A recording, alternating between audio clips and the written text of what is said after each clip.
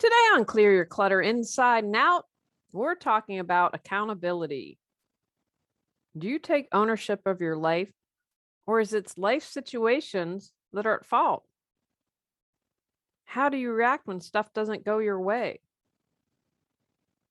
Are there goals you want to achieve, but you just haven't managed to do it and can't figure out how to be accountable? Learn to own your life as we continue our month focusing on beginnings and endings. Does your clutter own you? On Clear Your Clutter Inside and Out, we'll teach you how to become aware of your clutter along with action steps to declutter and create the life you desire. Come on, let's get started. Today's episode was inspired because I see so many people that just don't hold themselves accountable. I'm over 50 and I see people my age that aren't accountable. And I think, you know what? Come on now. You're over 50. Really, you need to own your life at this point. And it really, quite honestly, makes me sad because if you can't be responsible for your life at this age, I don't know. How are you going to be in the next 20, 30 years of your life? You're just going to stay stuck most likely and not be able to move forward. I got really annoyed at someone and left Facebook, and someone I've known for a long time and my age. And it's like, you know what? You're too old to be blaming everyone and everything and not owning your life. If you want to create the life you desire, you need to be accountable. I also find it personally annoying when I see people behaving badly and then they cry boo-hoo when they have the consequences. They don't want to take any accountability. Now, they take accountability when they're on social media bragging and showing off and saying, oh, I'm going to confront this person or I'm going to do this. But then when they're like, yeah, it's time for jail, then they start crying. Own it. Own your life. If you are going to do something, then own it. A couple weeks ago, my husband had something, there was an issue at work and it went up the chain of command. They have tons of layers of bosses and I don't think he was 100% responsible for it, but he's just like, I own it. I'm going to own that it's my fault. And what's interesting was that all the bosses really appreciated it. And you might, on one hand, take the notion that, wow, he is going to be in trouble if he did that. But I think what I feel they saw was like, here's someone who owned it. And if someone who's always like, oh, it's not my fault, then people are probably going to not trust you, don't think you know what you're doing, and think, wow, they never own everything. It's always someone else's fault. So in that work situation, he definitely came out smelling better, saying, okay, I own this. And the good news about that was, you could say, okay, well, what needs to change if we have one person working on a project and we need more help? So I just sharing that thing. And in corporate America, because some of you I know listening are working that, and I know won't be the same for every place. It depends on bosses and stuff, but owning it made a difference and being accountable. So why is it important to be accountable? And I know earlier we talked about actions and having consequences. So it's kind of tied into that a little bit, but more specifically about being accountable. One, it allows you to have a clear purpose in life. If you don't hold yourself accountable, you can just kind of wander through life. Now, I have a great t-shirt from Life is Good. Not all who wander are lost. And I agree 1,000% with that sentiment. I think there are certain people that can just float through life. I don't think that's the majority of us. And when we hold ourselves accountable, we know, okay, this is what I want to accomplish. This is what I want to do. One of the things I'd said forever that was kind of a dream that I kept the secret was to be an author. And that was a clear purpose for me in life. If I didn't hold myself accountable, then the books would have never gotten done. So that allows you to have a focus. Okay, this is what I want to do. This is what I want to be. This is what I want to accomplish. It shows people, including yourself, Because, we can manage to hide from ourselves, but it shows that you said you do what you're going to do. You said, I'm going to do this, and I did it. As my father would say, imitating my nephew when he was younger, I did it all by myself. Right? You said, I am going to write a book, and you sat down and did it. You said, I am going to exercise 5 days a week, and you did it. And that shows you that, one, you can do it, and that you're true to your word. I mean, think about it when people say, oh, I'll do this, I'll do that. I'll never forget, someone kept saying to me, I want to get together with you. I want to get together with you. And then each time I was like, okay, what would you like to do? Then they didn't. So after about the third time, I figured it out. Sometimes I'm a little slow. And it's like, I'm done. You said that you wanted to get together and you're not doing that. And that's okay. It's not making a big stink, but I'm moving on. Being accountable allows you to demonstrate progress. You can say, okay, this is how I'm doing in this. And maybe it also allows you to say, hey, I need some support in this area. I have tried to move forward in this, and I've learned my skills aren't as good as I thought. Or, you know what? I've got some of the skill set here, but I need to learn more before I can move forward. And when you demonstrate your projects, that allows you to keep going. At least for me, it does, because it continues to motivate me. I say, okay, I can do this. I got this. I can keep going. Obviously, when you're accountable, it helps you achieve your goals. What is it you want to create? What is it you want to do? What is it that you want to be? What is it that you want to achieve? When you're accountable, it allows you to do that. Because remember, if you don't own it, well, likelihood of achieving goals probably aren't going to happen. Because if it's always someone else's fault, you can't control other people, situations, events, only yourself, and you're responsible for your goals. I think one of the things that's really important, it allows you to honor yourself, right? Only person you're always ever going to be with is you. So when you hold yourself accountable, you're really honoring yourself. It's really about you. It's not about anyone else. It's about you. How well do you honor yourself? Do you say, I'm worth it? I'm worth it to achieve this goal. I'm good enough. I'm worthy. I'm loved. I'm going to do this. How have you been honoring yourself, and how haven't you been honoring yourself? Being accountable allows you to move forward and not stay stuck. You say, okay, you know what? It's my life. I'm going to take action and do this. I'm not going to sit here and wallow and blame the world. Because when I blame the world, then I just sit here and nothing changes. Nothing changes. That's why I'm doing this. I want you to take action and move forward. When you own it, you can do that. Also allows you to develop and build a reputation. I talked about my husband, Tony, earlier. Tony is known as a solid guy. He's quiet, reliable was his nickname in the Army. He's dependable. What he showed his bosses is he was able to say, I own it. This is my mistake. I own it. And again, I think that he definitely comes off way better than anyone, because there are definitely colleagues of his who don't want to own anything. But he has developed and continues to build a good, solid reputation at work. I mentioned a moment ago someone who didn't want to get together with me. Whether or not we realize it or like it, I would be hesitant to do anything with them professionally. You weren't true to your word. If you said to me, I just don't have time, I think you're a bonehead, I would have much preferred that than to keep saying, oh, let's get together, not do it. That's someone that I don't trust. And finally, it helps you reduce blame, conflict, frustration. I mean, isn't your life better when you're not always blaming someone else, or you're in conflict, or you're frustrated? That brings you peace of mind. The older I get, really, you cannot place a price tag on peace of mind. You really can't, in my opinion.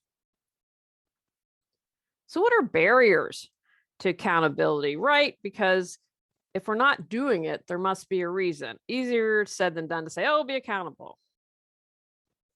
You don't feel any pressure. You're like, I don't have to do this. and you don't have a deadline. One of the things I always talk about when working with people, what's the date it's going to be done by? If you don't do that, then it's that someday, right? And someday never comes. Well, I want to write a book someday, right? Well, you can say that for 50 years. You don't feel that built-in deadline. And so again, no pressure. Well, when I get to it, I'll get to it. So that's a huge thing. I am a firm believer of having a date done by. And again, that's something you can move. If you plan to declutter your office and you say, I'm going to give myself 2 weeks, and you have a busy week at work or something comes up and you're only able to do an hour or two, extend and say, okay, I'm going to take a month. And what I always like to do, add in a couple weeks. And then there's that built-in cushion. So when life happens or you don't feel motivated on a particular day, you can still get it done in a reasonable time. Now, again, if you are keep moving that back and back and back, then that's another way that you're creating a barrier for yourself. Then you need to ask yourself, is that something that you really want to do? Because if you keep putting it off, it might be less about being accountable and being something that you really aren't interested in doing. And so that comes back to honoring yourself. Are you honoring yourself? Are you feeling pressure to do this because someone in your family wants you to do it? So that's why it's about increasing our awareness and always digging deeper to figure out what's going on. Another barrier might be that you aren't clear how to achieve what you need to. Maybe you start out down this path and that doesn't work and you're like, well, I'll try something else. And you don't have a clear path. There's nothing wrong with that. And again, it might be a skill set that you need to learn. You might need a mentor. You might need to do some more research. You might need to fine tune your plan if it's not working. And talk to people. Hey, how did you achieve this? True story. When I was writing my book, it's very interesting how the brain works because I'm organized. I'm very into structure, even though I have a very strong intuitive side, and they work really well together. But as organized as I am, I couldn't come up with the structure of a chapter. I knew the structure for the book kind of loosey-goosey. And so I literally Googled, what did I Google? Something like chapter structure for self-improvement book, something along those lines. I looked at a bunch of things and I'm like, this is perfect. Chapter number, quote, and then give an example. I'm a huge firm believer in giving real life examples because someone you say, oh, I can relate to that. Yeah, that happened to me. So anyway, so that's how I got it.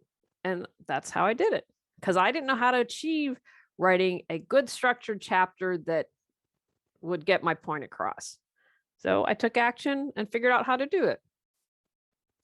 You might be unsure what you want to do. I mentioned that a moment ago, or where to start. Again, that's when you find support to help you. You say to someone, hey, how did you do that? Or as we've talked in the last episode, what do you want to start? What do you want to begin? And I gave some pointers how to do that. But of course, you can understand if you're like, oh, I don't know what to do, how you're going to be accountable. Another reason is we might want to be avoiding something. Oh, I might get in trouble with my boss. Oh, I might make my family upset if I do that. Oh, might get into a argument with my spouse or loved one. What is it you're trying to avoid? And I've mentioned before, I'm sure multiple times, until I did a lot of interviewing with Reawaken Your Brilliance and my own personal growth, whatever I was afraid of took up more energy and time and effort than actually walking through the fire.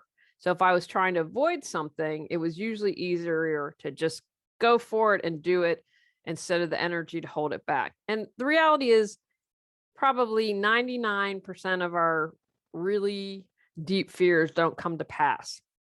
It's that false evidence appearing real. So if you're avoiding something, I'm going to encourage you to use it as an opportunity to dig a little deeper. Do you keep saying that you'll have the life you desire someday, but someday never comes? Have you been feeling like your clutter owns you?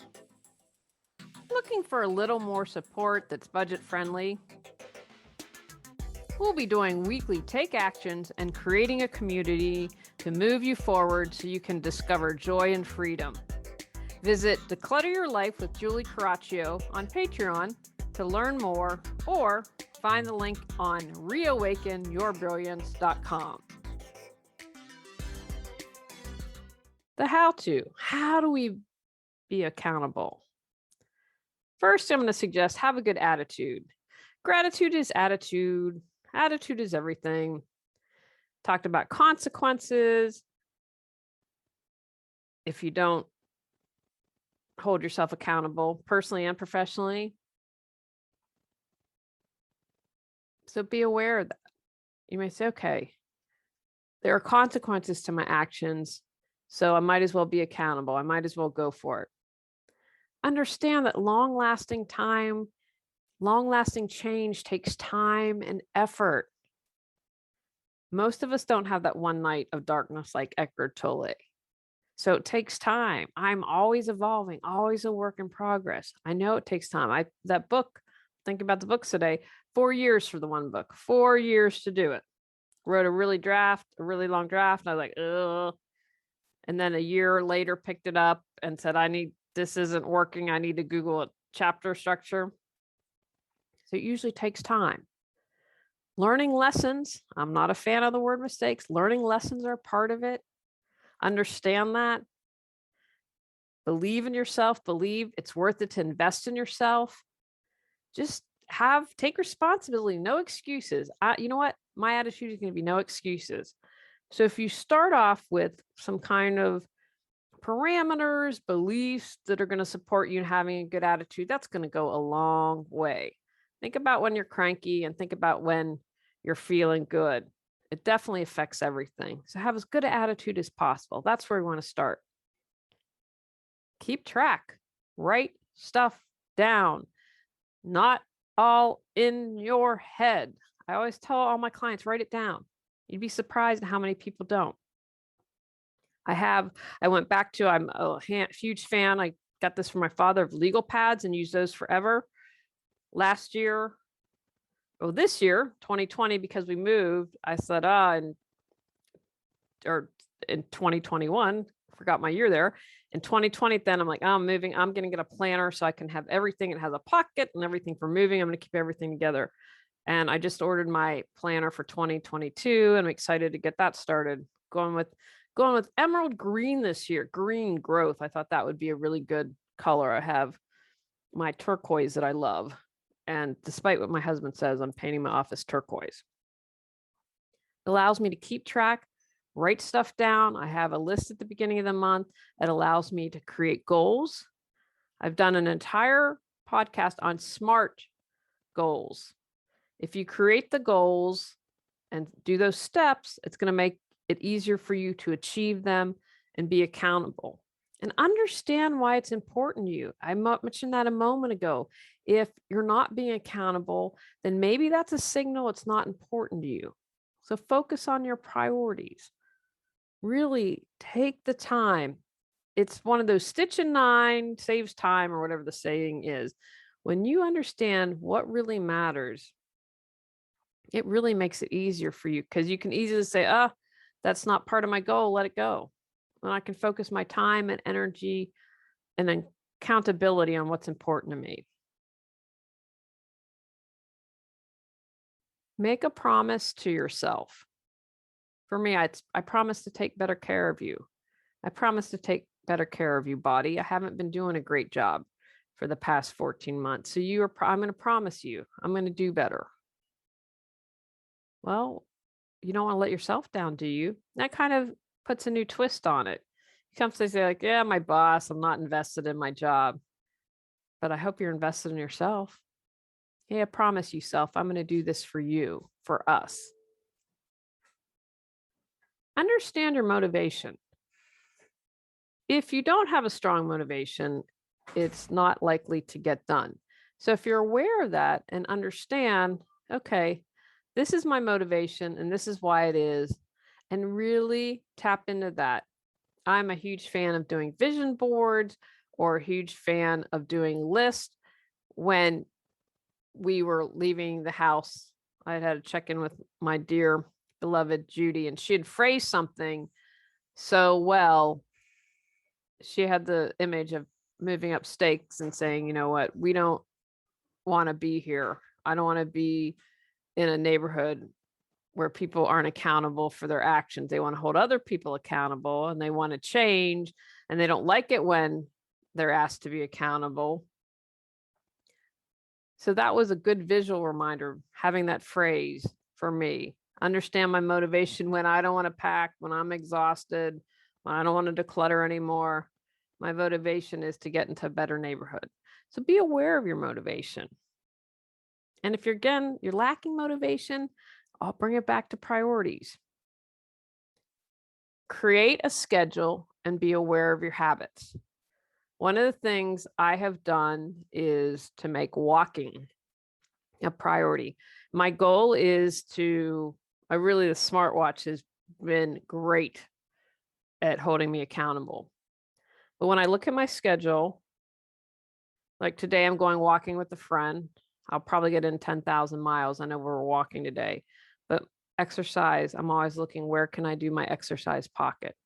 And being aware of my habits and trying to build in every day, okay, walking. My niece, I love Emma. She's 12, but she's 12 going on 40. And she said, you're like my father. Why do you always park the farthest away in the parking lot? And I said, because girl, I got to get my steps. That's why we're doing it. So then I build those habits. Manage your time. And a big thing, don't overcommit. When I first started my business, I felt like I had to go to every networking event. And I'm one of those people that things like that exhaust me. I'll never forget, I went to 3 networking events in a day and I thought I felt like I was run over by a Mack truck. One of the things I learned early on is not to overcommit. I always, just about always, leave room in my schedule for a surprise, something awesome to happen, just to being open to that. So I never overcommit. So have that time so that you don't feel overwhelmed. If your schedule's jam-packed, you might lose motivation. You might not be able to get done what needs to be done. And you can understand why you're like, oh, well, then that's an easy excuse. Oh, my schedule's jam-packed. That's why I'm not accountable. Check in and examine your progress. One of the things I like about this new planner I did the Franklin Covey system for years, and then I'm trying out this Clever Fox. I have like each week has a life balance to-do list, which I really appreciate. But at the beginning, we have what we're going to set. We do a 3-month check-in so I can examine, how am I doing on this? And I think that that's really important. You reassess, again, checking our motivation. Is this still my priority? Life happens. We're fluid and in flow and change. And what was a priority today might not be one tomorrow. But by regularly checking in and examining your progress, and again, that's holding you accountable. You can say, whoa, I said that I'd have 5 chapters done in 6 months, and I'm only on chapter 2. Whoa, I got to rearrange my schedule here and have more time to write.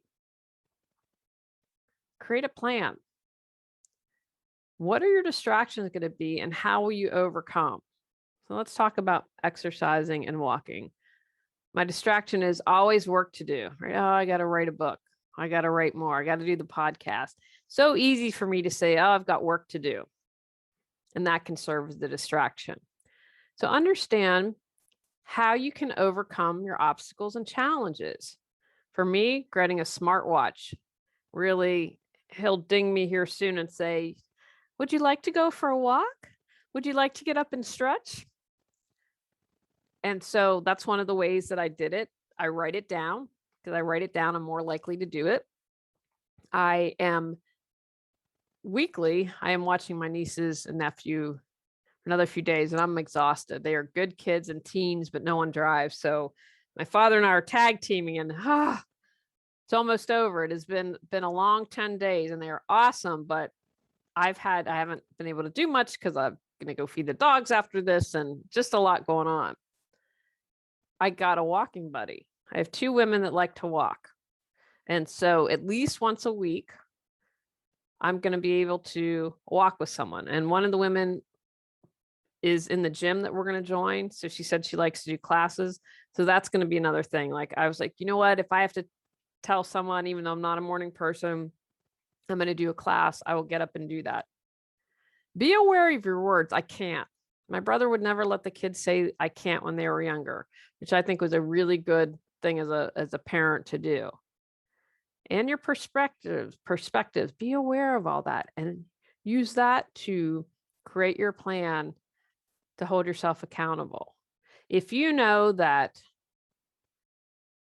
the Cheesecake Factory, because you love cheesecake, tempts you, then only go there once a month or on your birthday or whatever it is.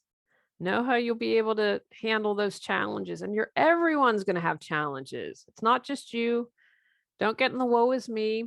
Know that we're all going to have those battles that we need to face. Get support. And support doesn't necessarily meaning hiring someone, although it can. Hang out with like-minded people. I am walking with women who want to get in better shape, who are making themselves a priority. That's people that I want to hang out with. Follow experts. Learn from them. Communicate. Share your concerns and your fears. When we hold things in, that's not a good thing. And I will literally go out and talk to a tree if I don't feel like there's anyone I can talk to. Say, oh, I'm worried about this. This is my concern and my fears. And you know what? When I release it and I kind of barf it up, I always feel better. Have a buddy. I've mentioned that I have some women that I'm walking with. Find different ways that can support you. Listening to this podcast is a way to support yourself. It's someone saying, yep, you can do it. Here are some ways to do it. I believe in you. And if I haven't said that in a while, I do believe in you. And even if I haven't met you, you're listening the first time, you've been a long time listener, we're connected. You're here for a reason. I feel the energy of everyone tuning in. Own your feelings. It's okay to get frustrated. It's okay to get angry. Let it out and then move forward. Own it. There's nothing wrong with that. I have talked a lot about how emotional clutter, not releasing our emotions, can keep us stuck. We label something as right and wrong, good and bad, when really it's just energy. So it's just energy and motion wanting to be released. And then manage your expectations. Did a podcast, Great Expectations. A lot of our frustration comes from having these huge expectations and then they're not met, and then we get bummed out. I didn't have an expectation to be a New York best time seller. I don't have that expectation at all. It's not even in my thinking. Because if I thought, oh, I'm going to do that, or I'm going to be like that woman in the gray things and this explosion, have a movie and blah, blah, blah, not happening. But then of course I'd be depressed or disappointed and say, oh, but I haven't reached a bazillion people. Yeah, but I've reached people who it's mattered to, who've helped change their life. That's important. Just be aware of your expectations, because you can understand if you have these grand ones and then they don't happen, and then you lose your desire to be accountable. Deadlines, mention that. Someday will never come. Create a deadline. Give yourself some cushion, but just be aware if you keep pushing that deadline back and back and back. And finally, the part of being accountable, learn from your mistakes. Learn your lessons. They aren't mistakes. Just go in with okay, you know what? I'm going to stumble, but I'm going to get back right up. And what can I learn from this? What do I know? What can support me in moving forward? And when you do that, I believe that again supports you. It's being your best friend, not your own worst enemy. And it makes being accountable easier, because you don't get that, oh no, and that fear. And that's one of the things that drove me crazy about corporate America, and so many people that just were such horrible bosses, and they didn't allow for a culture to make mistakes. And so this fear, so then no one wants to take accountability if they're afraid they're going to lose their job or their boss is going to yell at them. And that was something that I would hope would change. Maybe that's a pipe dream, but it'd be really nice to see if people, and I think in some small businesses, there's definitely that culture. But just know you're going to make mistakes, and that's okay. I'm believing in you. Be accountable. I know you got this. Take actions from today's podcast. Understand why it's important for you to be accountable and what you'll gain. Be aware of your barriers to owning your life. Create a plan to be responsible. Reflect on how accountability has helped you achieve your goals. Move forward each and every day. On our next episode, we're talking about no matter what.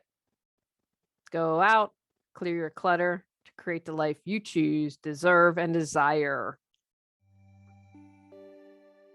Clearing your clutter allows you to share your gifts with the world. Get your free self-assessment to discover your clutter priority at reawakenyourbrilliance.com. If you've enjoyed Clear Your Clutter Inside and Out, please rate, review, and share us.